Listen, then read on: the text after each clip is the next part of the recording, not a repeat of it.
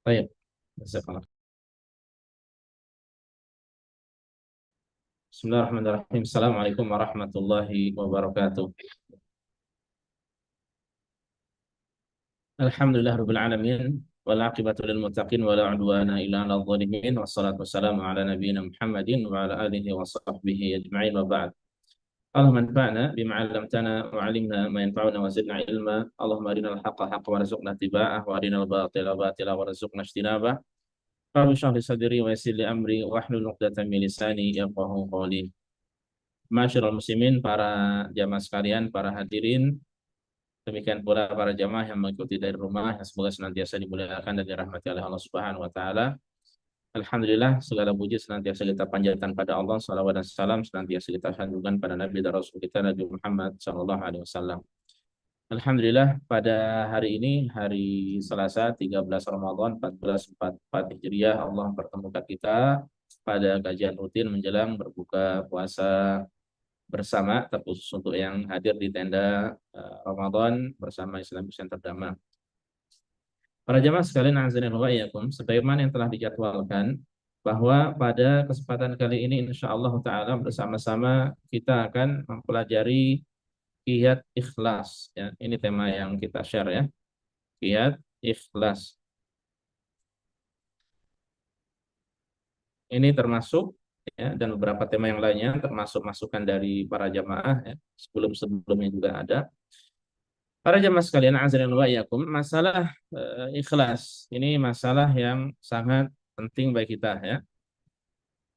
Ini termasuk pembahasan seputar niat, dan masalah niat ini sangat penting untuk terus kita pelajari dan kita ulang-ulangi, ya. Mengingat masalah niat, masalah keikhlasan ini adalah salah satu syarat dari diterimanya ibadah. Ya, apa itu ikhlas dan mutabaah atau sesuai dengan tuntunan. Ya. Dan kita para jamaah sekalian azza wa iyyakum sangat penting untuk terus mengulang dan terus mengulang masalah niat. Bahkan Sufyan Ats-Tsauri rahimahullah beliau mengatakan ma alajtu syai'an ashadda alayya min niyati li'annaha tataqallab alayhi. Tidaklah aku mengobati, ya, sesuatu yang lebih berat daripada niatku. Mengapa? Karena niat ini terus berubah-ubah. Ya, kita pagi yang melakukan sesuatu, siang mengurungkan, ya. Bahkan nanti ada suatu masa, ya, yang seseorang itu bisa dengan mudah berubah keyakinan, ya. Berubah agama. Ya, ini lebih parah lagi, ya. Dan selain daripada itu juga masalah niat ini para jamaah termasuk, ya, ibadah hati yang sangat penting untuk kita pelajari bersama, ya. Masalah niat terus masalah ikhlas. Masalah ikhlas para jamaah sekalian azanillahu wa iyyakum, kalau ditanya apa beda ikhlas sama niat? Ikhlas itu lebih spesifik dari niat. Kalau niat ini mencakup niat buruk, niat baik. Adapun ikhlas ini adalah salah satu dari niat yang baik. Ya, niat yang baik itu banyak. Di antaranya ikhlas itu, ya. Lalu apa itu ikhlas? Para ulama banyak menyebutkan tentang definisi ikhlas. Ya, pertama kita mulai dari definisi secara bahasa. Ya, secara bahasa ikhlas itu ini diambil dari kata khalas. Ya, khalas. Tapi maksud khalas di sini, ya, dari fiil khalasa yakhlusu yang artinya as-safa wan naqa, yaitu bersih, bersih, jernih, ya, murni. Nah, itulah ikhlas. Bersih, jernih, murni, apalagi suci, ya, dari kotoran. Nah, itu namanya ikhlas. Ya, itu namanya ikhlas. Makanya ketika seseorang dia mengikhlaskan agama ini lillahi ta'ala, berarti dia memurnikan agama ini hanya ditujukan kepada Allah Subhanahu wa taala semata. Ya, adapun secara syar'i atau secara istilah, para ulama banyak membawakan definisi dan kita akan bacakan beberapa definisi yang mereka bawakan. Ya. Yang pertama, di antara mereka yang menjelaskan bahwa ikhlas adalah ifradul haqqi subhanahu wa ta'ala bil qasdi wa ta'ah. itu mengesahkan Allah dalam niat dan ketaatan. Meng, saya ulangi ya. Ikhlas artinya mengesahkan Allah dalam masalah niat atau dalam masalah tujuan, ya, dalam tujuan dan ketaatan. Berarti tujuan dalam beribadah itu hanya ditujukan pada Allah Subhanahu wa taala semata. Kemudian ada yang mengatakan bahwa ikhlas adalah an yakunal amalu lillahi subhanahu la nasiba li ghairillah. Yaitu ketika seseorang beramal tujuannya Allah semata, tidak untuk selainnya. Jadi selainnya tidak diberi bagian sama sekali. Untuk dunia ini tidak diberikan bagian. Jadi semuanya dia tujukan untuk Allah semata. Sebagian ada yang mengatakan bahwa ikhlas itu adalah istiwa'u amali zahiri wal batin. Yaitu ketika amalan lahir dan batin sama. Ya, ketika amalan lahir dan batin itu sama, maka itu ikhlas. Maksudnya bagaimana? Ketika dia di depan orang, dia beramal. Ketika sendirian juga beramal. Tidak ada bedanya. Ya, baik dia di tengah manusia, dia beramal saleh seperti biasa. Ketika sendiri, ya, di rumah, di kamar, ya, dalam kesendirian, dia tetap beramal. Nah, itu hakikat dari ikhlas. Ya. Kemudian ada yang namanya, di antara ulama ada yang namanya Sahal At-Tustari rahimahullah. Beliau mengatakan bahwa ikhlas itu antakuna harakatuhu wa sukunuhu fi sirrihi wa alaniyatihi lillahi wahdahu la syarikalah. Yaitu seseorang gerakannya atau gerak dan diamnya baik dikala sendiri atau di tengah manusia itu lillahi ta'ala semata. Gerak dan diamnya dikala sendiri atau di tengah manusia lillahi ta'ala. Dia tujukan hanya pada Allah Subhanahu wa taala semata. Nah, itu ya hakikat dari ikhlas, ya. Saya kasih satu lagi ya supaya lebih jelas lagi. Sebagaimana sebagian ulama ada yang mengatakan hakikat dari atau arti dari ikhlas adalah alla tatluba ala amalika syahidan ghairallah wala mujaziyan siwah. Yaitu engkau tidak mengharapkan atas amalanmu itu saksi kecuali Allah semata. Engkau tidak mengharapkan atas amalanmu saksi kecuali Allah semata. Sebagaimana engkau tidak mengharapkan orang yang memberikan balasan, ya, kecuali balasan dari Allah Subhanahu wa taala semata. Ya, ini hakikat dari ikhlas. Jadi kalau orang beramal saleh, ya, dia berharap atau dia berharap hanya pahala dari Allah, kemudian dia berharap bahwa yang melihat dirinya itu hanya Allah semata. Ya, berarti ini konsekuensinya amalannya benar-benar disembunyikan, tidak dipamerkan. Ya, makanya lawan dari ikhlas ini apa? Ria, ria, ria ya, bukan ria, bukan reha juga ya. Hati-hati nulisnya ria, ya, ria. Nah ini hakikat dari ikhlas para jamaah sekalian. Dan ikhlas ini tidak mudah ya. Ikhlas ini tidak mudah, termasuk perkara yang sulit. Makanya kita banyak-banyak mohon pada Allah agar semoga Allah memberikan, ya, dalam gerak-gerik kita keikhlasan. Ya. Allahumma amin. Selanjutnya para jamaah kita langsung kepada poin yang kita share dari tema yaitu kiat ikhlas. Lalu kiat ikhlas itu seperti apa? Kiat ikhlas itu banyak ya. Di antara ulama ada yang menyebutkan 10 atau bahkan lebih. Ya, kita akan pelajari pelan-pelan. Seandainya kita mengambil 5 saja pada waktu sekarang ini maka sudah lumayan banyak ya. Kita ambil 5 itu sudah lumayan banyak. Yang pertama, memohon pertolongan pada Allah agar kita bisa ikhlas ya. Ini jangan dilupakan, memohon, berdoa agar bisa ikhlas. Antum bisa doa, ya Allah, berikanlah kepadaku keikhlasan. Atau antum bisa Allahumma aslih niyati. Atau Allahumma aslih qalbi wa niyati. Ya Allah, perbaikilah atau benahilah hatiku dan niatku. Allah menja'alni minal mukhlisin. Ya Allah, jadikanlah hambamu ini termasuk dari orang-orang yang ikhlas, ya. Atau Allahumma ini as'alukal ikhlas. Insya Allah mudah kalau yang terakhir ini, karena antum sering berdoa Allahumma ini as'alukal jannah itu kan. Ya, antum ganti aja Allahumma ini as'alukal ikhlas. Kalau biasanya wa a'udzubika minan nar, narnya antum ganti dengan riya. Wa a'udzubika minar riya. Dan aku berlindung kepadamu dari riya. Allahumma inna as'alukal ikhlas wa a'udzubika minar riya. Nah, mohon pada Allah, ya. Ini karena yang bisa memberikan pertolongan pada kita untuk ikhlas hanyalah Allah Subhanahu wa taala semata. Rasul sallallahu alaihi wasallam pernah mengatakan, ya ayuhan nas ittaqu hadza syirka. Wahai sekalian manusia, hati-hati dari syirik ini. Fa innahu akhfa min damimin namli, karena syirik ini itu lebih terselubung, lebih tersembunyi daripada semut yang merayap. Semut merayap itu kan kecil, ya, tidak tampak kecuali dari dekat.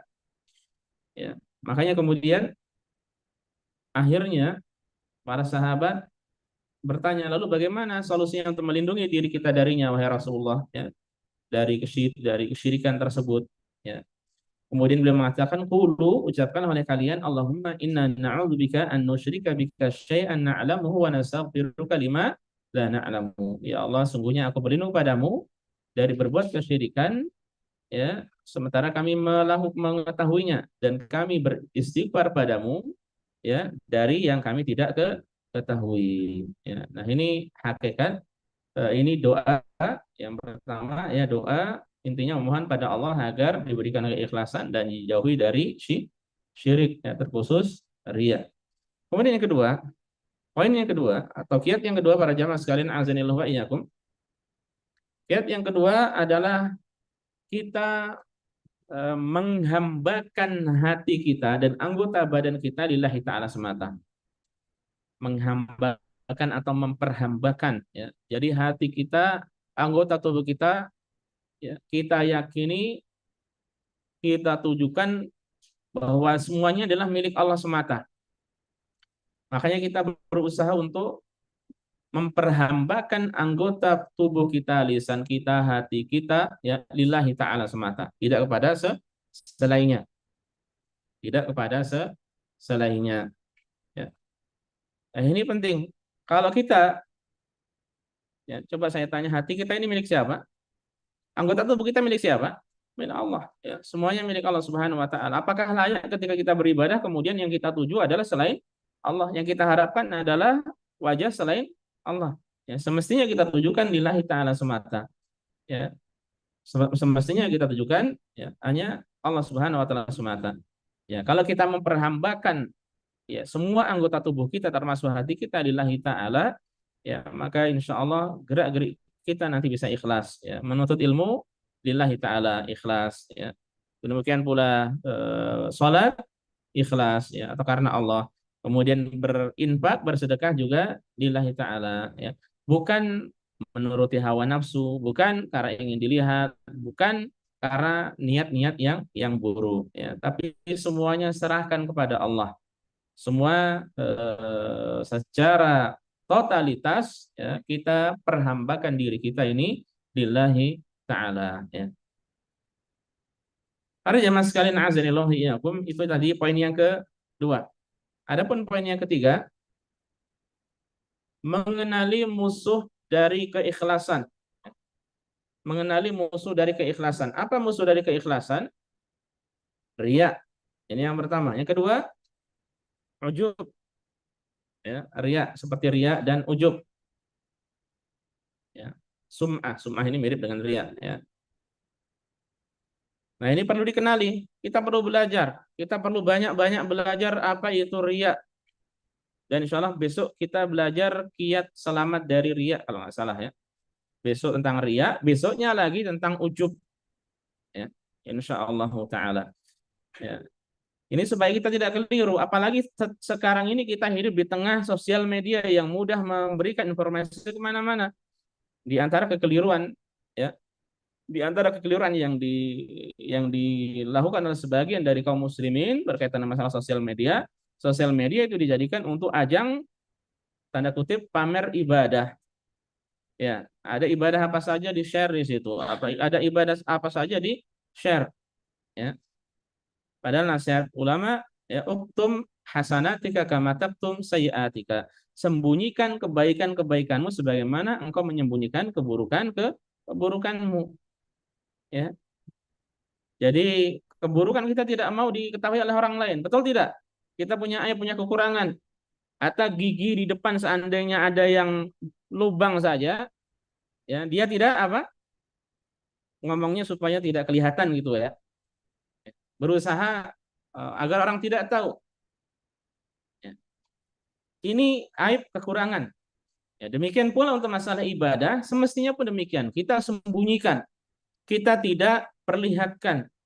Ya, kecuali memang kalau ibadah yang tidak bisa kita sembunyikan, salat 5 waktu tidak bisa kita sembunyikan, salat Jumat tidak bisa kita sembunyikan, apalagi salat hari raya tidak bisa kita sembunyikan. Ya, zakat contohnya zakat fitrah tidak bisa kita sembunyikan. Tapi ada ibadah-ibadah bahkan banyak yang dengan mudah disembunyikan. Makanya ini hendaknya disembunyikan. Karena kalau di-share, disampaikan pada orang lain, kemudian diketahui, dia mengharapkan pujian dari mereka, itulah hakikat dari riya. Ya. Sebagian ada yang berdalih ini untuk memotivasi teman-teman supaya semangat, supaya termotivasi untuk melakukan ibadah yang sama. Ya. Subhanallah, masalah hati ini tidak mudah, ikhwas kalian. Ya. Masalah hati ini tidak mudah. Bahkan ada di antara ulama, saya katakan ulama yang dia tidak tahu bahwasanya itu riya kecuali setelah 30 tahun waktu berlalu. Ya, 30 tahun waktu berlalu baru dia ngeh atau sadar bahwasanya itu adalah riya. Jadi dia biasa sholat, kalau sholat itu sholat berjamaah, sudah dikenali orang-orang bahwasanya kalau sholat itu tempatnya telah di situ, tempatnya di situ. Ya, seakan-akan di masjid di tempatnya itu menjadi markas baginya. Ya, suatu ketika ini setelah 30 tahun itu, saya tadi bilang 30 hari atau 30 tahun. Tahun ya benar, alhamdulillah nggak salah. Berarti masih belum lapar. Ya, 30 tahun. Nah, 30 setelah 30 tahun ada tetangganya atau keluarganya yang meninggal dunia. Akhirnya dia pergi untuk mengurusi jenazah untuk pokoknya beres semuanya. Hingga akhirnya dia sholatnya terlambat. Karena sholatnya terlambat, dia tidak dapat di tempat itu lagi, tapi di belakang-belakang. Nah, ketika dia di belakang-belakang ini perasaan tidak enak dilihat oleh orang-orang. Merasa tidak enak dilihat oleh orang-orang. Nah, dari situ dia tahu bahwasanya berarti selama ini ketika dia nyaman di depan itu karena nyaman dilihat oleh orang-orang, itulah yang disebut dengan riya, ya. Makanya kalau kita mau dapat soft pertama, kedua, ketiga, atau terakhir, khali wali. Wajah manusia itu kita hilangkan, ya. Yang kita harapkan adalah apa? Wajah Allah Subhanahu wa taala. Meskipun yang terbaik kita berusaha untuk mendapatkan soft yang pertama, tapi terkadang ada alasan perut mules atau apalah ya. Namanya apa? Selama kita tidak teledor ya, maka tidak mengapa. Yang terbaik adalah menyegerakan sholat supaya sholat bisa lebih khusyuk ya. Ini setelah 30 tahun sampai dia akhirnya mengetahui bahwasanya dia datang ke depan itu supaya dilihat oleh orang-orang. Nah, itu disebut dengan riya ya. Padahal itu belum ada zamannya gadget-gadget seperti sekarang ini. Ya, sekarang dengan mudah orang share ya untuk memotivasi katanya. Ya, padahal orang-orang tidak ada yang mengikuti dirinya. Ya, siapa dia? Ya, ini yang pertama. Ya, kemudian juga menjaga hati itu tidak mudah dan memotivasi bisa dengan perkataan dengan membawakan hadis-hadis keutamaan dari ikhlas, keutamaan dari beribadah lillahi taala. Baik, itu yang kedua. Yang ketiga, itu yang ketiga ya. Itu tadi yang ketiga, benar. Yang keempat, ini penting. Yang keempat ini penting juga. Hendaknya dia memutus harapan diri kepada orang lain, ya, kepada makhluk. Maksudnya bagaimana? Ya, dia jadi putus rasa tamak dirinya untuk mendapatkan sesuatu dari orang lain itu dia putus. Ya, dia putus seperti apa? Tidak mengharapkan pujian, seperti tidak mengharapkan apalagi sanjungan, ya seperti tidak mengharapkan acungan jempol contohnya ya dari orang lain. Nah, dia putus hal tersebut karena kita ya terkadang hati kita seperti itu, ingin dilihat, ingin dipuji, ingin disanjung, ingin diapa ya oleh orang lain. Nah, ini kita putus. Putus itu kemudian harapan kita gantungkan hanya pada Allah Subhanahu wa taala semata, ya. Lalu caranya bagaimana untuk poin ini supaya kita benar-benar bisa berharap lillahi taala, berharap dari Allah semata dan kita memutuskan harapan dari manusia. Yang pertama dengan banyak-banyak kenalan dengan Allah. Kita ini tidak kenal Allah secara mendalam, ya. Kenali Allah, kenalilah nama-nama Allah, kenalilah sifat-sifat Allah. Kenali semua itu niscaya engkau akan cinta Allah. Dan alhamdulillah syukur-syukur kalau Allah cinta kepada kita. Kalau kita mengaku kita cinta Allah itu kan mudah. Ya, tapi apakah Allah cinta kita? Wallahu a'lam. Kita hanya berusaha untuk melakukan hal-hal yang bisa mendatangkan kecintaan Allah kepada kita, ya. Ini yang pertama. Kita butuh kenalan dengan Allah. Kita banyak mengenali bisa jadi artis, bisa jadi apalagi aktor, bisa jadi apalagi atlet, ya, bisa jadi apalagi politikus tadi ya. Bisa jadi apa? Apal judul-judul film, apal judul-judul kartun, apal kartun dengan segala macam superhero-nya. Ada cerita orang anak yang di sini lama di sini pulang ke Indonesia ketika sekolah di sana ditanya sebutkan superhero. Apa nama pahlawan? Pahlawan itu apa? Abi superhero ya disebutkan Batman, Superman. Pahlawan nasional Indonesia Batman, Superman ya. Nah, ini penting supaya kita apa? Lebih mengenal Allah daripada mengenal manusia ya. Memikirkan Allah itu adalah ketenangan, mikir manusia itu adalah kegalauan, sumber kegalauan, kekacauan hati, kesedihan, ya gundah gulana itu mikir apa? Mikir banyak, mikir manusia, mikir utang mereka, mikir patah hati pada mereka, mikir mereka menyakiti kita. Kalau kita mikir Allah Subhanahu wa taala, nyaman, tentram, aman, sejahtera ya. Kemudian yang kedua, supaya kita bisa putus harapan kita kepada manusia itu dengan cara kita kenali kelemahan diri. Kita ini sangat lemah, sangat miskin, sangat fakir, sangat tidak bisa apa-apa kecuali dengan bantuan, pertolongan, taufik, kemudahan dari Allah Subhanahu wa taala. Manusia bisa apa? Yang kita harap-harapkan terkadang kemudian akhirnya tidak bisa memberi apa-apa, hanya bisa memberi harapan palsu. Akhirnya sakit hati gitu kan.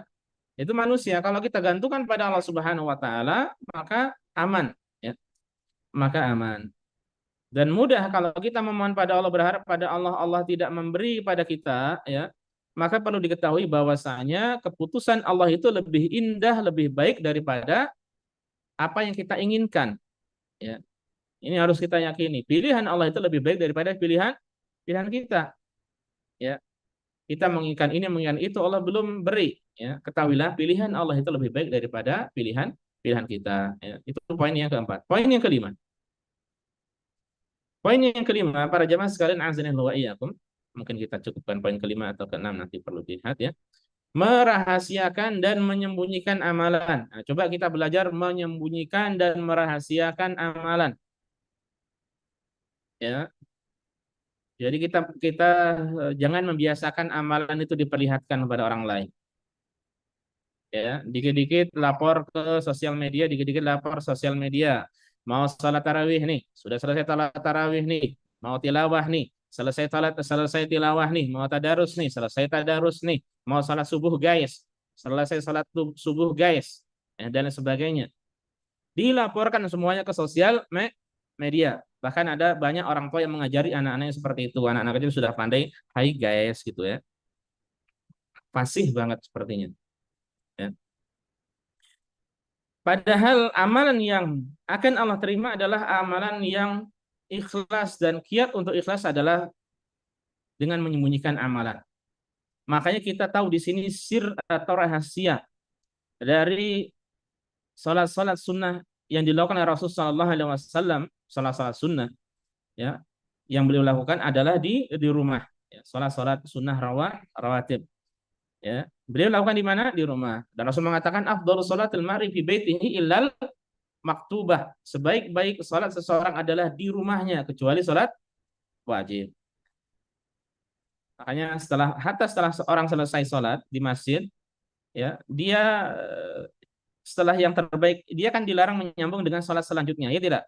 Ya, makanya diselingi dengan apa? Zikir atau ngobrol dengan teman atau dengan berpindah tempat. Nah, berpindah tempat yang baik itu ulama katakan adalah ke rumahnya, ya, bukan ke kanan ke kiri ke belakang. Itu adalah bagus memang kalau dari masjid di masjid-masjid. Tapi yang terbaik mana? Ketika dia sholat sunnahnya itu di rumahnya, ya, sembunyi. Karena kalau seseorang dia mengerjakan ibadah-ibadah secara sembunyi, dia mau riak dengan siapa coba? Mau riak dengan siapa, Pak? Dengan setan. Ya, setan sini, anak butuh pujian kamu gitu. Ya. Wahai jin, wahai apa? Ya. Tidak. Jadi dia tidak bisa apa-apa, tidak bisa riak. Sehingga dia satu-satunya yang dilakukan adalah apa? Ikhlasillahi ta'ala. Ya. Ikhlasillahi ta'ala. Dulu ada di antara ulama Ayyub As-Sikhtiyani ya kalau tidak salah, beliau ini kalau mau melewati suatu kampung, ya, mau melewati suatu kampung, beliau itu tahu kampung itu orangnya suka memuji. Akhirnya dia lewat ke jalan yang teman-temannya itu pun tidak tahu. Ini jalan yang aneh ini, maksudnya jalan yang agak jauh, agak menjauh, ya, yang intinya dia tidak lewat kampung tersebut. Ya, karena kampung tersebut kalau dilewati orang-orangnya, masya Allah, tahu memuji-muji dia, ya, berlebihan, akhirnya dijauhkan supaya tidak diketahui oleh mereka. Ya, supaya hati juga kita pun aman, hati kita juga aman.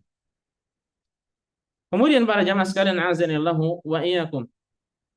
Tadi sudah disampaikan di antara ulama yang mengatakan uktum hasanatika kama taktum sayyi'atika, sembunyikanlah kebaikan-kebaikanmu sebagaimana engkau menyembunyikan keburukanmu, ya, aib-aibmu, kekuranganmu. Nah, ini adalah perintah dari mereka agar kita ini beribadah dengan tulus lillahi ta'ala. Karena kalau tersembunyi dia, maka dia mau riya dengan siapa? Ya, tidak bisa riya dengan siapa-siapa. Ulama menjelaskan, tadi sudah kita sampaikan satu poin. Siapa yang amalan lahir dan batinnya sama, itulah yang disebut dengan apa? Ikhlas. Ya. Ketika sendiri dia beramal. Ketika di depan orang lain dia beramal. Itu ikhlas. Kemudian, siapa yang amalannya dikala sendiri lebih baik daripada ketika di tengah manusia, ini adalah keutamaan dan kemuliaan. Ketika sendiri amalannya banyak, banyak ngaji, banyak sholat, banyak sedekah, banyak zikir. Tapi ketika di depan orang lain dia santai, dia tidak menampakkan zikirnya, ya dia canda seperti biasa. Bisa jadi ketika sendiri dia menangis, takut pada Allah, ya ingat dosa-dosa, ingat kurangnya dalam beribadah pada Allah Subhanahu wa taala, ya.